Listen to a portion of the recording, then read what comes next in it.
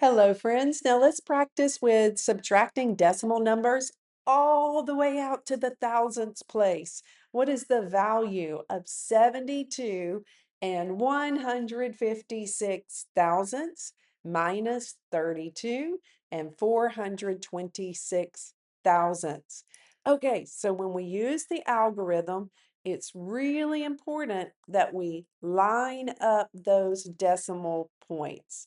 Okay, why is that important? Because that helps us to make sure that we're keeping all of the place values lined up. Okay, so now let's subtract 6 thousandths minus 6 thousandths is 0 thousandths. 5/10 minus 2/10 is 3/10. I can't take, I'm so sorry, I said that wrong. 500ths minus 200ths is 300ths. I can't take 4/10 from 1/10, so I need to do some regrouping. I'm going to take one whole from here. That's 10/10. So I'll add it to that 1/10, and we've got 11/10.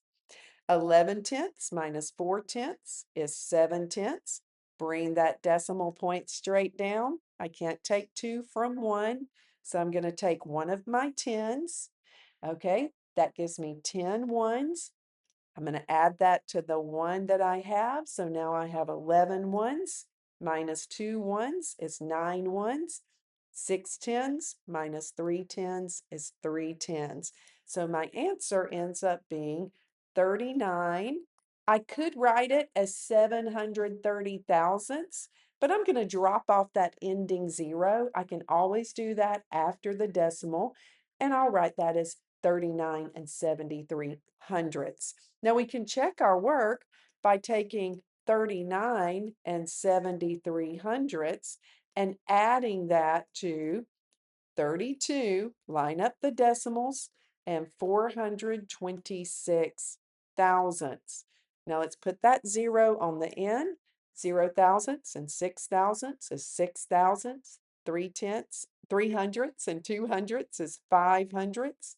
7/10 and 4/10 is 11/10. So 1/10 with one whole. 1 plus 9 plus 2 is 12. So 2 ones with a 10. I'm going to regroup here.